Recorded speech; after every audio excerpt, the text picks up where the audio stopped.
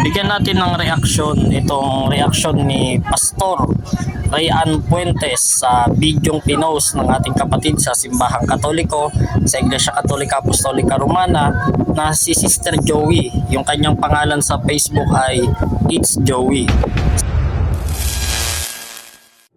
Ito talaga yung tanong na hindi masagot-sagot ng mga anti-Catholic. Kapag tinatanong ko ito, ang dami nilang paligoy-ligoy. Wow, ang daming paligoy-ligoy daw. Ito daw hindi masagot ng mga anti-katoliko. At marami daw paligoy-ligoy ang tanong na iyo na itatanong niya at kanina ko pa lang ito nakapanood. Pero atin pong pakinggan kung ano po ba yung tanong na hindi raw masagot at paligoy-ligoy. Sige nga. Minsan, nag-change topic para hindi lang pansinin yung tanong ko na ito. Wow. Ganda-ganda naman ang ano na yan. Parang interesting, no? Hindi raw masagot-sagot at minsan mag-change topic, marami paligoy-ligoy dahil gaano ba kahirap yan, Joey, kung bakit po ganyan ang mga sinasabi mo, o totoo nga ba yan o nagdadrama lang po kayo? Sige nga, ating pakinggan kung gaano kahirap po ang tanong na yan. Minsan kasi sinasagot ko yung mga nagme-message sa akin, minsan yung mga nagko-comment ng aking mga videos. Kagaya nito, ang madalas talaga nilang binabato ay sumasamba daw ang Catholic ng mga Diyos-Diyosan. Kaya tinanong ko siya kung sinong Diyos-Diyosan. Pangalanan mo kung sino ang Diyos-Diyosan ng mga Katoliko. Ang dami nilang paligoy-ligoy, hindi nila masagot ang tanong ko kung Okay, anong pangalan ng Diyos-Diyosan ng Catholic. Pangalan lang talaga ng Diyos-Diyosan ang hinihiling ko, pero hindi okay. Okay, yan ba lang ang pinaka mahirap o para sa inyo ay nagpaligoy-ligoy o hindi masagot-sagot yang tanong na yan? Napakadali pong sagutin po yan, it's Joey, no? Napakadaling sagutin kung sino ba o sino-sino ba o isa lang ang hinahanap mo. Actually, marami eh. Kung sino-sino ba yung mga Diyos-Diyosan na sinasamba po ninyo at let's see, presentation. Pangalanan mo nga kung sinong Diyos-Diyosan ng mga Katoliko. Ayan, ito pala yung kanyang sabi niya, sino-sino daw yung Diyos-Diyosan ng mga Katoliko. Okay, napakadaling sagutin yan. Hindi na kailangan yung paligoy-ligoy, hindi na kailangan mag-change topic. It's Joey, no? Napakadaling sagutin po yan. Kung sino o kaya sino-sino ang Diyos-Diyosan ng mga Katoliko. Unang-una, yung rebulto ni Santo Niño, yung Santo Niño na yan, isa yan sa Diyos-Diyosan po ninyo.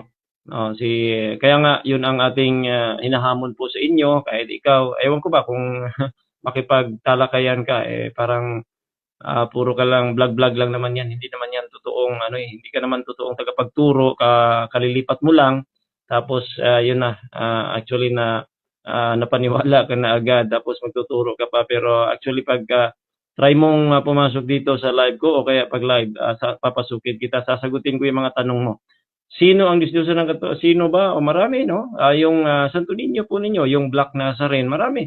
Tapos yung tinawag po ninyong Maria, yung rebulto ng Maria, rebulto ng Black Nazarene, mga rebulto ng inyong mga santo, o Diyos-Diyosan po yan. Yun po yung mga Diyos-Diyosan po ninyo. Bakit po natin nasabi? Kasi ayon sa Biblia, pagkakaroon ng ibang Diyos po yan na pagka ikaw ay gagawa ng larawang inanyuan, yuyukuan ninyo at paglilingkuran ninyo, which is, yun po ang inyong ginagawa. Kaya hindi naman napakahirap ng tanong mo. Bakit po ba kailangan pang i-change topic? Bakit kailangan pang magpaligoy-ligoy? Ang bilis kong sinagot po yan, madaling sagutin po. Okay? So, tuloy mo. hindi nila masagot-sagot. Ang madalas nilang sagot, ang rebulto daw, ang Diyos-Diyosan, pero hindi nila mapangalanan. Kagaya nito, Diyos-Diyosan daw ito, pero alam naman nating mga Catholic na imahit ito ng ating Panginoong Hesukristo, no? Ano po? Imahe ng Panginoong Hesukristo. Sino po nagsabi sa iyo? It's Joey, para po malaman mo na yan po'y imahe ng isang tao, dapat nakita mo yung original. Paano hindi mo maisip-isip man lang yung mga ganun? Ayun bigyan natin ng reaksyon itong reaksyon ni Pastor Rayan Puentes sa bidyong pinost ng ating kapatid sa Simbahang Katoliko sa Iglesia Katolika Apostolika Romana na si Sister Joey. Yung kanyang pangalan sa Facebook ay It's Joey.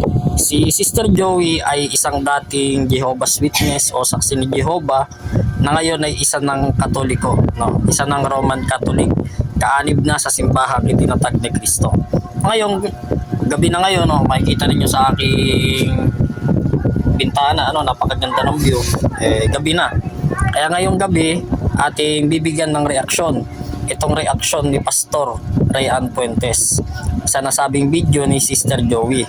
Ang topic ay patungkol sa Diyos-Diyosan. Dahil lang sabi sa video post ni Sister Joey, ito daw yung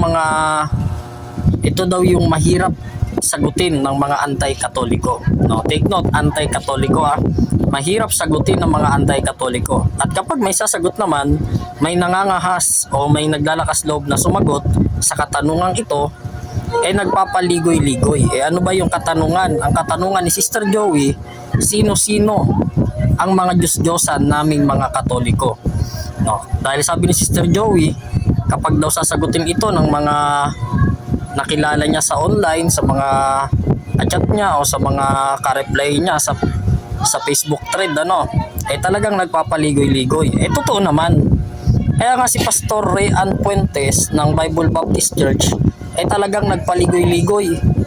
Sa 4 minutes, kung di ako nagkakamali, sa 4 minutes ni Pastor Rayan Puentes, wala pa siyang natalakay kung sino-sino nga ang rebulto ng simbahang Katoliko.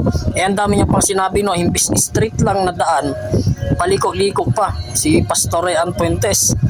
May pa-adhom pa siya sapagkat sinasabi niya kalilipat lang daw ni Sister Joey, tapos naging tagapagturo na kagad, vlog-vlog lang daw yung ginagawa, hindi naman talaga nagtuturo daw sa simbahan. Diba? Nauna pa yung adhom kaysa sa pagsagot. Kaya totoo nga yung sinasabi ni Sister Joey, ng ating kapatid sa simbahang Katoliko. Tama nga siya na talagang paligoy-ligoy itong mga anti-Katoliko na ito. Take note, kinlem mismo ni Pastor Rayan Puentes na siya ay anti-Catholic. Siya ay anti-Katoliko. Dahil ang subject sa post ay patungkol nga sa mga anti-Katoliko na nagpapaligoy-ligoy sa pagsagot kapag ang tatalakayin o pinag-uusapan ay mga Diyos-Diyosan ng simbahang Katoliko. Pero bigyan natin ng pansin yung sagot ni Pastor. Yung mga Diyos-Diyosan daw ng simbahang Katoliko, unang-una niyang binanggit, yung Santo Niño. Ewan ko dito kay Pastor, hindi yata nagbabasa ng Biblia.